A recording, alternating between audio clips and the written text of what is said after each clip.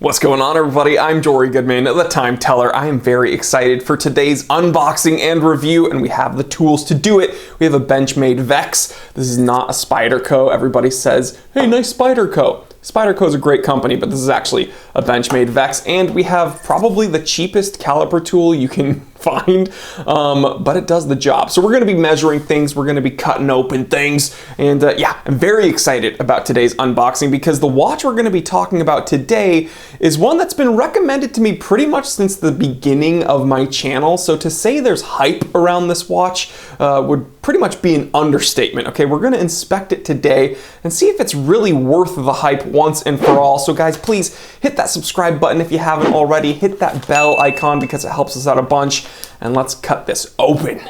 It's 11:25 a.m. Let's get down to business.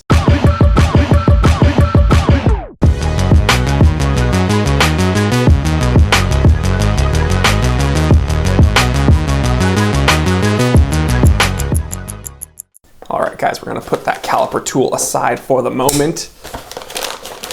Let's find a good place to cut this open.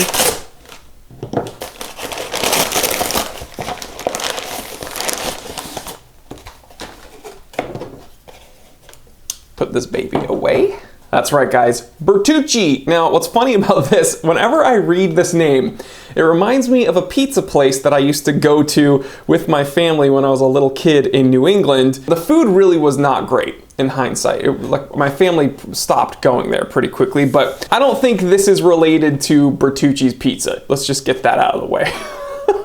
So, okay, while this Bertucci watch may not be related to like a New England pizza chain, it is a performance field watch. And if you've been watching my channel for any length of time, you should know I'm a huge field watch guy. It's pretty much one of my favorite types of watches. So, yeah, and I'm really excited that I held off on this review because we're gonna be comparing this watch to some field watches I've reviewed very recently. We're gonna see if this is actually worth the hype, considering there are other watches that have popped up. And yeah, I think that they could give this watch a run for its money, or maybe this watch will give them a run for its money. We don't know. Okay, let's see what this says. Note 1, please store this box for consumer purchase, repack watch with C holder stand. Note 2, if the owner's manual is missing, please contact us and we can send you a manual or website for PDF download. Okay. Please carefully read the enclosed owner's manual. And another little note. Please note, your owner's manual is located inside the plastic C-ring watch stand. This is like a whole lot of instructions right out the bat. I don't know why companies do this. Also, people enjoy when I talk about the packaging. This is very basic packaging, okay, very flimsy. There's nothing really to it, but hey, this is supposedly a very tough performance field watch, so we don't really need packaging. Okay, a Bertucci field watch. Nice. Now, actually, what is in here? Okay, so there is the little owner's manual, and I guess this is the C-stand. Cool, we don't need it. C-span. Boring. All right, guys, the Bertucci field watch. This one is the A2T Original Classic. Now, you'll notice the crown is pulled out with some form of stopper, and the second hand isn't moving. Let's go ahead and give it a shake. Well, it's still not running. Oh, maybe it has hacking, so the crown is pulled out and this is stopping it for some reason. Let's go push the crown in. Oh, okay, it's got a thread. Wait a minute. Oh, wait. No, it's ticking. Why is it ticking? I'm just kidding, guys. It's a quartz watch, so right off the bat, that's gonna turn some of you off. But this is a quartz field watch. So, okay, guys, we can, you know, put all the jokes aside. I understand this is not going to be a watch for everyone, particularly because it is quartz. Let's go ahead and wipe it down. I think one of the main selling points of this watch is that it's titanium. So, you know, it is quartz, but it is titanium. We're gonna talk about some watches that have sprouted up over the years that, again, may be kind of similar. The first one that comes to mind is the Ver field watch. That was initially quartz, although I think there are some automatic variants. That Ver field watch has a threaded crown. I don't believe it was titanium, but there was the Boulder Venture in titanium with a threaded crown and also quartz. And then also one that we have here supplied to us by Boulder is titanium and automatic with a threaded crown. So again, there are some options, but let's actually inspect this and see if this is a viable option when it comes to smaller titanium field watches. All right, guys, a Bertucci field watch here at the Time Teller channel for the first time ever. Now, you can't get over the ticking, can you? What's funny about that ticking is from the 12 o'clock all the way about to the 8 o'clock, the second hand is aligned. But once it gets past there, it gets noticeably misaligned. And therein lies the issue with basic quartz movements, okay? The same thing happened with the Boulder Venture quartz, okay? That thing was misaligned everywhere. This is a little bit better from 12 to about 7 or 8. But as you can see right here, it starts getting a little bit cattywampus. If you have hardcore OCD, this is probably not the watch for you. I know some people that couldn't care less about that, and according to my comment section, you know, some of you think that this is utter blasphemy. Now, when you get into the high-end, you know, Grand Seiko quartz movements, they are hyper precise, and you don't have to deal with that. Even my Seiko Tuna with the 7C46 quartz movement, that stays in line. It is nice and true all throughout the dial. This has a very, very basic Miyota quartz movement online everywhere you read it when it comes to their marketing and their websites. Bertucci just states it's a Japanese quartz. But when you go on the forums and you start looking at what people are seeing with this watch, it is a very basic Japanese Miyota quartz movement. So again, guys, if this is going to bother you, that misaligned second hand, it might not be the watch for you. All right, guys, so I kind of got to apologize. I did not intend to give this watch a critique right off the bat. It just so happens that that was the first thing I noticed was the misaligned second hand, so I thought I'd bring it up. But first impressions, I really do like the look and feel of this watch as a whole. It looks very tough, very durable, and it feels actually more hefty than most titanium watches I've felt. We're gonna go ahead and put it on a scale and weigh it and compare it to the Boulder Venture Automatic. But yeah, this does feel a bit heavier, especially than the Boulder I'm wearing right here. That's not necessarily a bad thing though, because if anything, my biggest critique with this Boulder Venture Automatic is that the titanium is a bit too light. It kind of feels like a toy in a way. So this does have some added heft. What's up, guys? Real quick, I apologize I don't have my microphone on because I wasn't intending to speak right now, but I found out something really interesting while weighing these watches. So if you recall at the beginning of the episode, I said that this Bertucci for some reason feels much heftier than this Boulder Venture. They're both titanium, but the Boulder is automatic, and for some reason this quartz Bertucci feels just like a heavier watch. Well, when I took the straps off, and I just weighed the heads of the watches, the Bertucci is actually lighter than the Boulder Venture. But when I put the straps back on, this Bertucci is substantially heavier than the Boulder Venture. So Bertucci was not lying. This really is a very hefty strap. It's adding a whole lot of heft to this watch. But yeah, guys, I figured you'd find that interesting. I'm shocked, actually, that the strap would add that much heft. But yeah, guys, crazy. I really do like how the crown is at the 4 o'clock and the case kind of slopes into an integrated crown guard.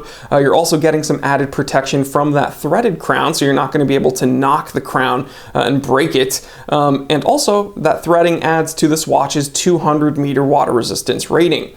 By far, my favorite part of this watch, just from the looks, is that bezel. How it's very circular, it pops up above the case, and that does add some protection to that flat, hardened mineral glass. Now, this is a mineral crystal, guys. I know, that's another turnoff. People are gonna complain, but hey man, I'm just doing the review. All right, so first impressions out of the way, let's go ahead and get some measurements done. Okie dokie, let's go ahead and start off by measuring the case diameter.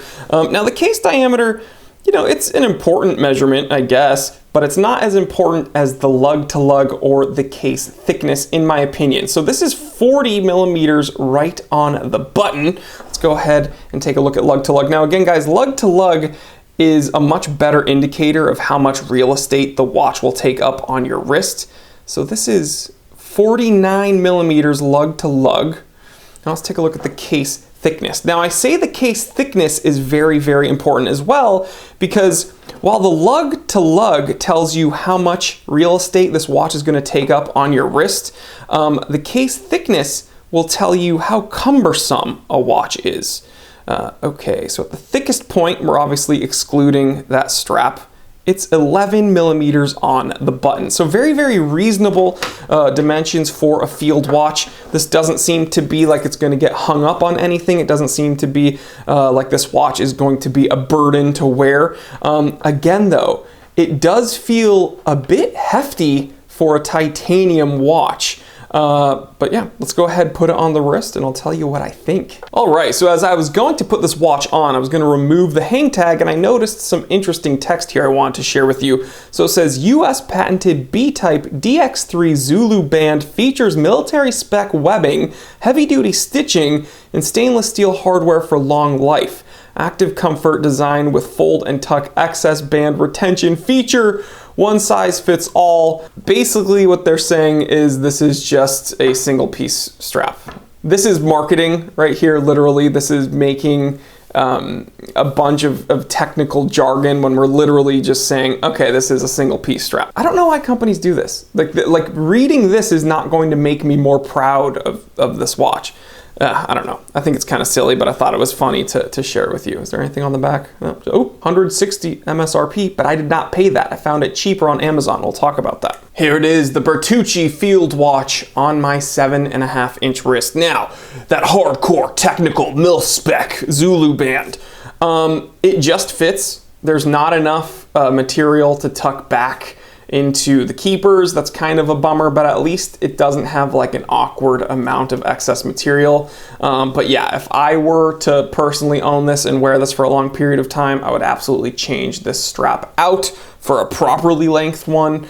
But you know, I'm just, I guess, picky in that way. But just, you know, you've been forewarned. If you have 7.5-inch wrists or larger, then you're probably gonna want to get a different strap if you're gonna use, you know, a Zulu or a NATO the way it's supposed to be used, with it tucked back so that you have excess material, so that if this was a heavy duty thick jacket and I was, you know, camping or in the field, quote unquote, I could put this watch over the jacket and I'd have enough excess material to still strap the watch onto my wrist properly. You know, I was in Lake Tahoe earlier this winter. I was wearing a parka because it was like 9 degrees or 7 at one point. Anyway, it was really cold and I put on, I think I was wearing my Boulder Expedition version 2 on a NATO, and I put it over the jacket because I didn't want to have to keep lifting up my gloves and lifting up my jacket to read the time. So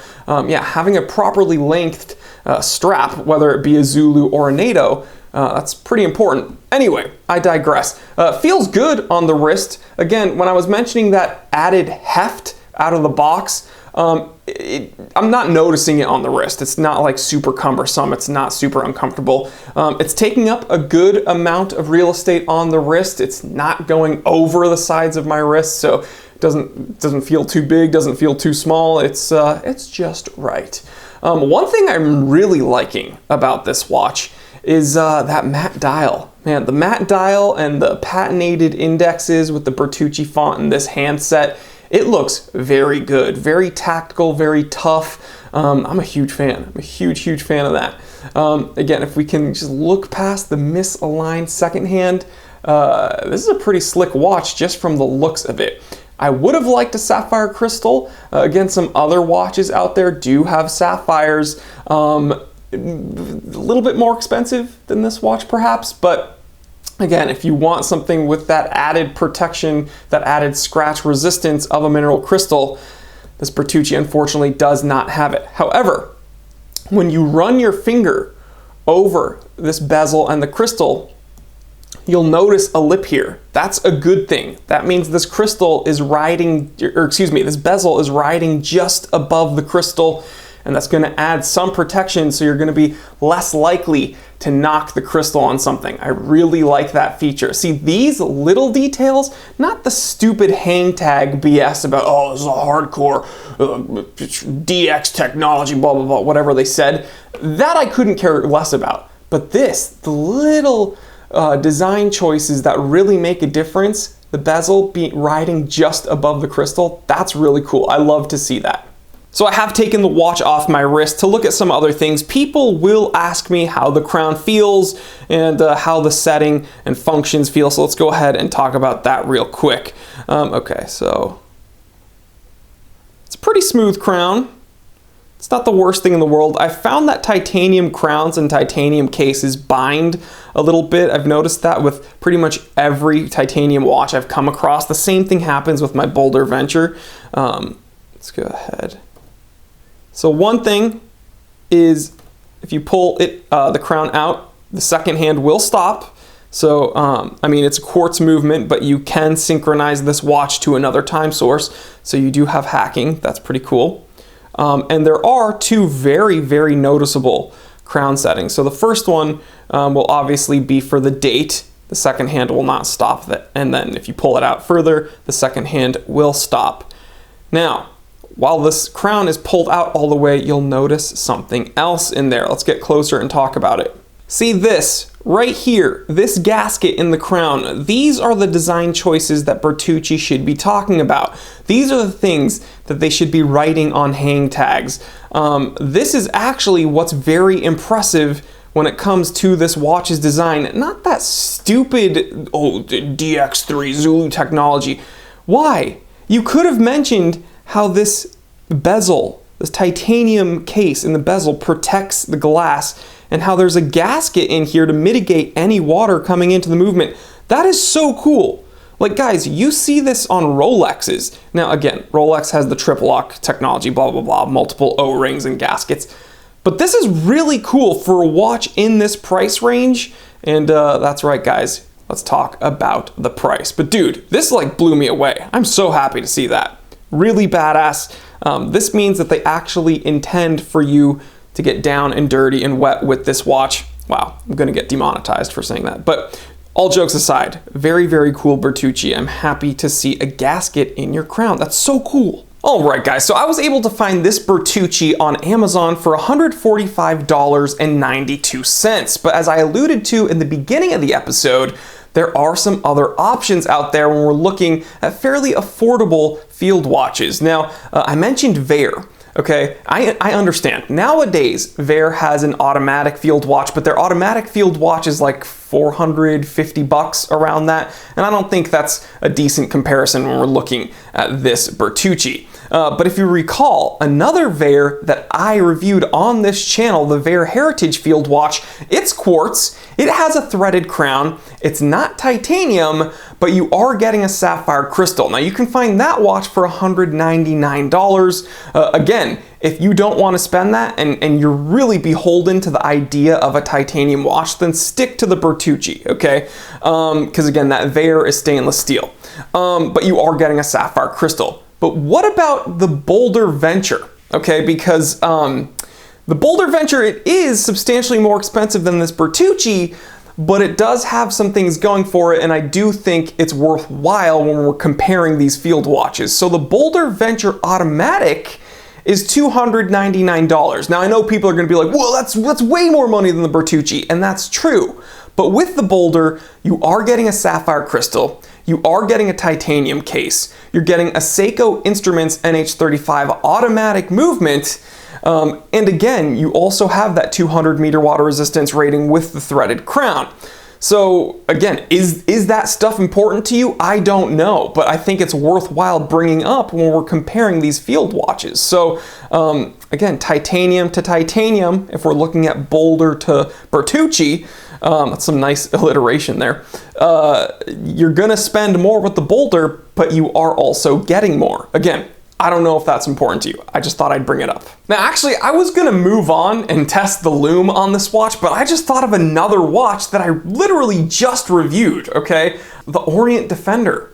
I bought that watch on Amazon for 140 bucks. It's actually cheaper than this Bertucci. It's not titanium, but it's got an in-house automatic movement. It's got a day-date complication with a 24-hour dial, so it's like an AM/PM indicator. It is a little bit bigger than the Bertucci, but it's a tough cookie, man. You're getting the threaded crown. I believe it has a 100-meter water resistance rating. So again, this Bertucci, I think, has a little bit of a higher water resistance rating.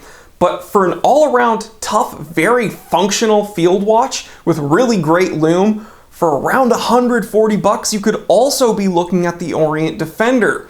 So there are a bunch of options out there. Yeah, very, very interesting when we're looking at this field watch market. But man, leave me a comment. Which one would you choose out of those watches? We'll talk about it there. All right, guys, and now it's time for my favorite part of the episode, the lume shot. This has some pretty incredible lume. The handset shines very vibrantly. Even the indexes are glowing very, very well. The indexes are losing light a bit faster than the handset. That's to be expected because there's obviously a larger concentration of lume on the hands. Let me shine this up a little bit more, get it glowing. But boy, does this have some nice lume. So again, that's another thing this Bertucci has going for it. So if you were to use this camping or, outside in a low light situation, if you needed to burn this a bit, shine this up with your flashlight for a second to get it going, man, you got some nice lume on that watch. So visibility, absolutely no issue for this Bertucci field watch. Great job, Bertucci. All right, guys, which brings us to the final verdict, if you will, when it comes to this Bertucci A2T titanium field watch. Is it worth the hype? Well, what I'll say is I understand the hype, right? Like right off the bat, it looks like a very unique, robust, modern take on a field watch. That matte dial with the 24-hour markings, the offset crown with some aggressive serrations. It looks like a tactical, tough, durable field watch. And I see the appeal. I definitely see the appeal. And again, you are getting some really nice specs. Titanium, very nice dimensions, a date complication with a 200-meter water resistance rating and a threaded crown. That's all well and good. You throw in some really nice looks and some really nice lume, hey man, you got a good watch. But for $140, we do have to take into consideration some other comparable options out there. Now, I'm not going to tell you to get one watch over another. Me personally, I probably would prefer some type of mechanical or automatic movement. That's just me. Again, I understand how the misaligned second hand could be very unappealing to some people, so that's something to take into consideration. This does have a very basic Japanese quartz. So yeah, guys, I mean, you ultimately have to make the decision for yourself. I'm just reviewing these watches and giving you the information. Me personally, I would probably go with a mechanical movement. That's just me. I'm not a quartz snob. The watch I wear most days of the week is a Seiko Tuna with a quartz 7C46 movement. But yeah, I'm sure people will still, argue that I'm a snob in the comment section. It doesn't matter. Anyway, the good news is that if you are watching this review and you're angry about me saying, oh, I'd rather have an automatic, Jory Goodman is a snob. Well, I'm actually giving this watch away. I purchased this watch with the intent to give it away. So here's what we're gonna do.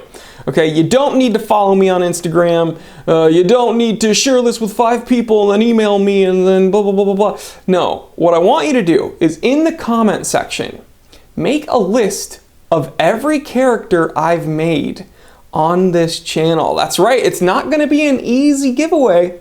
If you really want this watch, you're gonna have to do what you gotta do. How many characters and what were their names? Comment below. I'd love to see how many people have been avidly watching this channel, and the people that have been avidly watching this channel will be rewarded with this Bertucci field watch. So one of you will be the lucky owner of this thing. So guys, yeah, very excited about that. And this is my little thank you because we're getting very close to 100,000 subscribers, and we broke past 94,000 subscribers. So this one's for you guys. And again, I wouldn't have even reviewed this brand if it weren't for my viewers. You guys have been telling me all about this watch and this company, and so this is my thank you to you. Guys, I love you. Thanks for supporting my channel through thick and thin. man, I think we gained like 6,000 subscribers in like around a month. Just insane. So I hope everyone's spirits are high, and I hope everyone's keeping a positive attitude with everything going on in the world. And just know I love you, and we will prevail through anything. All right, we just got to keep a positive mind, a strong heart. We'll be good to go. So guys, hit the subscribe button if you haven't already. Hit the bell icon, because it really does help the channel out a bunch. And yeah, check out some really cool watch-related gear in the affiliate links below. Excuse me, that's a tongue twister. It'll take you to my Amazon affiliate store. You know, we got like watch winders, some watch straps, some watch toolkits, and things like that. And yeah, guys, just thanks for supporting the channel. You freaking rock. Like, comment, and subscribe. I'm Jory Goodman, the Time Teller. Always remember, I didn't invent time. I just tell it.